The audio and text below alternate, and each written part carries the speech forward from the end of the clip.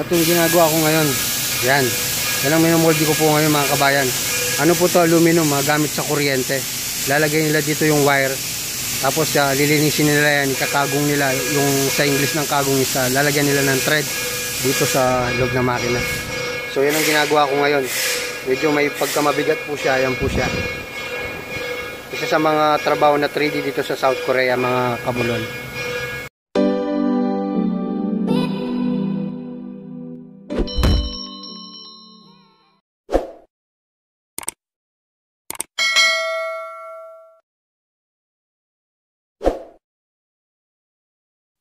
Hello, what's up mga kabulol? It's me again po, I'm back, Christoph TV channel po. Magandang araw po sa ating lahat. Isa na naman pong mapagpalang Sabado sa ating pong lahat. So for today's video po, ang topic po natin dito is yung tinatawag nilang 3D job dito po sa South Korea. Hindi po to yung picture na 3D. 3D po siya, 3D. Pero bago ang lahat, bago po tayo mag-proceed sa topic po natin, kung bago po kayo, napadaan kayo sa channel ko, huwag niyo po sanang kalimutan mag-subscribe, i-like, hit nyo po yung notification bell, yung pong bell, at ilagay nyo po siya sa all. Bakit? Para ma-notify ko po kayo sa mga upcoming videos na i-upload ko. So guys, kaya ko ginawa tong video to nakakalungkot man na isipin nabalitaan ko sa Facebook, yung mga kababayan natin na may mga kontrata na, at may mga employer na sila, papunta na sila rito, kumbaga sa naayos na nila yung mga papel nila, naghihintay na lang sila ng flight nila. Pero all of a sudden, bad news, na-cancel po yung flight nila dahil gawa nga po nung pandemic na kumakalat ngayon sa ating mundo. So inikahit ko po sila na wag po silang mawalan ng pag-asa. Ang magandang gawin po nila habang naghihintay sila na magbalik sa normal ang lahat, hanggang sa makapunta po sila rito, mag-research po sila sa mga pwedeng datnan nila rito sa Korea pag nandito na po sila, para kahit papano matututo po sila at makapag-adjust about sa pagkain, yung culture po nila rito, yung transportation, mga ugali ng mga Koreano, at anong klaseng trabaho ang pwede nila nandito, para kahit papano pagdating nila rito, handa na po sila. Kumbaga yung mindset nila, alam na nila kung ano po yung gagawin nila. Kasi yung iba nating mga kababayan, tinitignan lang nila yung laki ng sahod, pero hindi nila nakikita bago nila makuha yung sahod nila sa isang buwan, isang damakmak o isang katerbang pagod, puyat, stress ang aabutin nila. Actually, lahat naman ng trabaho mahirap Pero sa Korea, mas kilala ito sa tawag na 3D. Yung iba nga, dinadagdaga pa nila ng isang D, nagiging 4D na. Ang big sabihin ng 3D, hindi yung sinasabi ko kanina na picture na 3D, yung may effects. Yung 3D na sinasabi ko, is yung dirty, difficult, tsaka yung dangerous. Pero may isa pang D yun, deadly, para maging apat na. Totoo po yun, dahil marami rin tayong mga kababayan dito, mga hindi lang natin kababayan, ibang lahi, na nadidisgrasya sa oras ng trabaho dito sa Korea. Guys, yung pong trabaho ko dito sa company namin, ito masasabi kong nakaakma siya sa 3D. Madumi, mahirap, at delikado. Pero mga siguro nasa 30% lang yung nakamamatay. Kasi yung trabaho ko dito, puro manual. Bibihira lang kaming gumamit ng mga machine, yung mga literal na mga press machine, yung sa mga CNC. So yung trabaho ko rito, may in-upload akong video. Yung trabaho ko rito is yung casting na tinatawag sa English casting, pero mas kilalang molding. Pagmomolde po, nagmomolde po ako ng water pump, mga gamit sa mga wire sa mga electrical kuryente, sa mga ganyan po, yung mga gamit, basta gamit po related po sa mga electrical, yung mga nakikita natin mga ginagamit nilang para sa mga transformer, gano'n. Iba-iba pong ginagawa namin, water pump, mayroon po kaming bronze, aluminum, copper, yung tanso, yung sa loob po ng wire ng kuryente, pag tinanggalan mo po yung balat niya sa labas, makikita mo. Yun po yung mga ginagawa po namin dito o niluluto. Guys, panoorin nyo po yung trabaho ko. Ito po yung molding. Ito yung ginagawa ko ngayon. Yan ang minamoldi ko po ngayon mga kabayan. Ano po to, aluminum gamit sa kuryente. Lalagay nila dito yung wire, tapos lilinisin nila yan, ikakagong nila yung sa English ng kagong isa, lalagyan nila ng thread dito sa loob ng makina. So yan ang ginagawa ko ngayon. Medyo may pagkamabigat po siya. Ayan po siya. Isa sa mga trabaho na 3D dito sa South Korea, mga kabulol. Ayan po siya, mga kabulol. Bale, nagawa na po natin sa ilalim. Dalawang box po yan. Ito po siya yung una kanina. Tapos binaligtad natin. Ito yung naging ano sa taas. Kaya linalagyan ng ganito para pag binuhusan, butas yung mga yan sa lupa. Parang ganito. Parang ganyan po, yun. Diyan namin ibubuhos yung aluminum.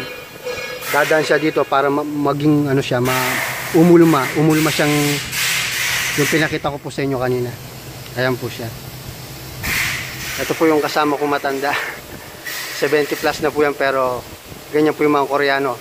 Gusto nila yung may edad. Kahit may pagkamabagal, priority nila yung yung kalahi nilang matatanda, binibigyan nila ng trabaho. Yan na siya. Bale, dito bubuhusan yung tubig na aluminum na naluto, parang tubig na siya, sobrang labnaw niya. Tapos dito yung magsisilbing niya pag pinutol namin para hindi masira yung masira yung korte ng minoldi namin. Dito po. Ayan siya.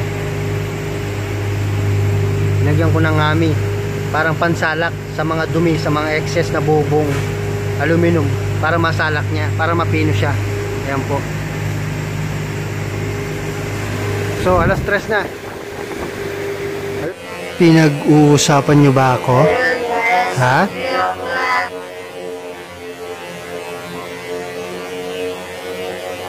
Okay.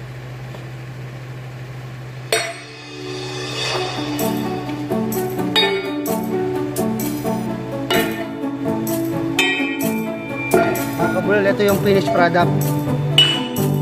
Aluminum, di ba? Aluminum. Puputulin nila rito.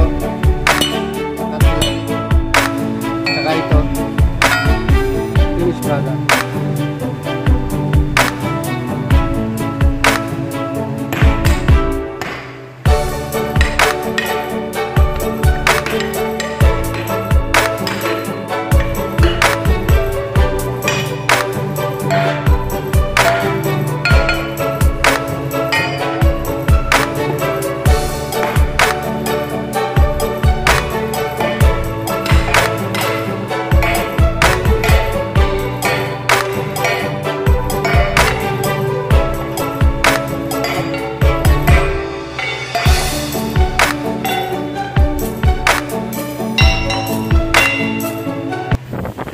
Mga kabulol, mano-mano to, manual na pagmolde po ang gagawin ko dito.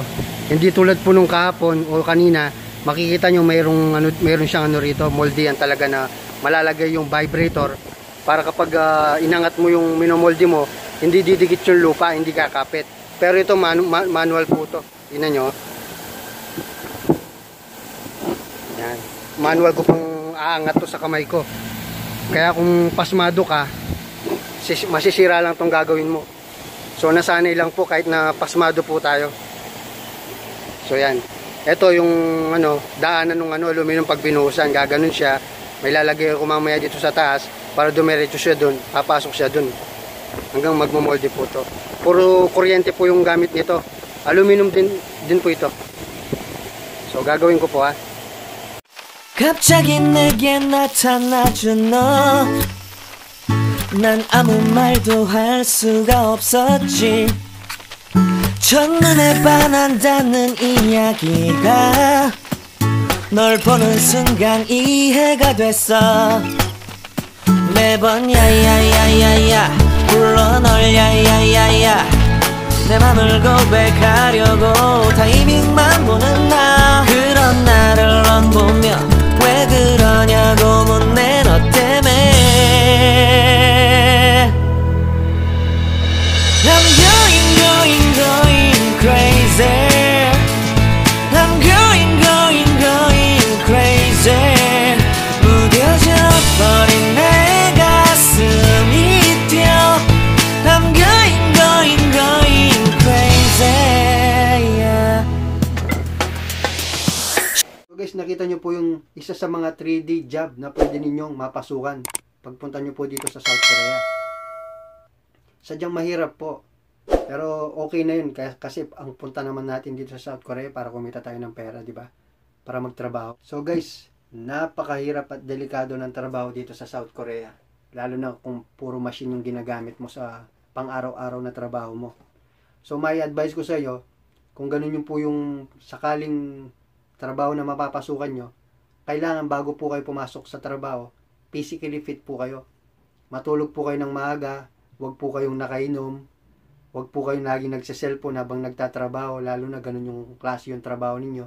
Kasi minsan nalilimutan mo sa sobrang pagka-busy mo. Marami na po tayong kababayan na nagpunta rito pero binawian din ng buhay dito po sa South Korea.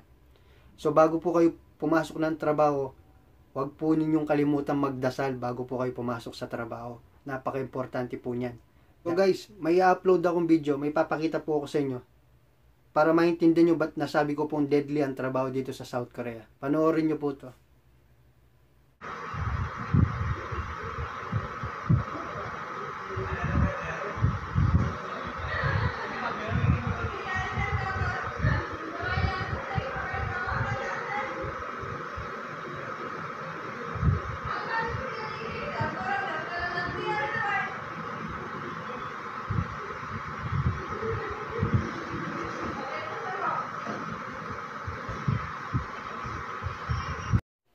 So guys, lagi nyo tatandaan, nagpunta tayo dito sa South Korea para magtrabaho, para mabigyan natin ng magandang kinabukasan ng pamilya natin.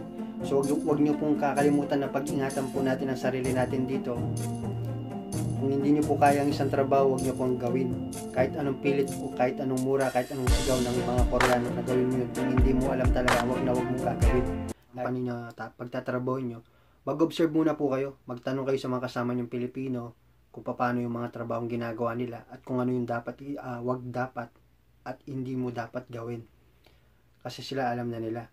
Wag yung sasabak kagad, hahataw kagad, magpapakita kang gilas kagad dahil nga excited ka sa trabaho, gusto mong makapagtrabaho at makapagsahod na. So maling-mali po yun. Kaya nga minsan madaming na-aksidente sa mga ganong bagay. So yun lang po yung masasabi ko sa inyo, mag-observe muna po kayo. Tingnan nyo muna kung paano yung proseso nila sa pagtatrabaho, magtanong muna kayo. May mga Koreano kasing pagdating nyo dito, isasabak po kayo kaagad sa trabaho. Kaya mas mabuti na yung maging maingat po kayo. Dahil yan po yung isang dahilan sa mga OFW na nandito sa Korea na nagpapalipat-lipat sila ng company. Gawa ng pag nakita nila yung trabaho nila, mahirap yan, puro makina, delikado, inaayawan po nila agad. Kaya nagpapalipat po sila agad. So iwasan po natin yun. So, i-discuss ko po yun sa susunod na nating video kung bakit maraming mga Pilipino dito sa South Korea na nagpaparelease, nagpapalipat. Ayaw nila ng trabaho na unang kumuha po sa kanila. Ibig ko sabihin yung employer nila na pinirma sa kontrata pagdating nila rito, pag nakita nila yung trabaho nila, inaayawan nila, naka ilang buwan lang sila, maghahanap na naman ng ibang company. So, i-discuss ko po yun sa susunod nating videos. Po mga kabulol, hindi ko na po patatagalin to at hindi ko na papahabaan po to hanggang sa muli. Magkita-kita po tayo sa mga susunod na video na i-upload ko po. So maraming salamat po sa patuloy na tumatangkilik sa aking mga munting video. Sana kahit paano may natutunan po kayo o nakarelate kayo sa mga video ina-upload ko po sa inyo. Ito po muli si Christoph TV Channel, always saying, kung pinanganak kang mahirap, hindi kasalanan ng magulang natin. Pero kung mamamatay kang mahirap, kasalanan mo na yun. At nagsasabing, sharing is caring. So hanggang sa muli, kita-kits po tayo sa susunod kong video. Sorry, it's DJ.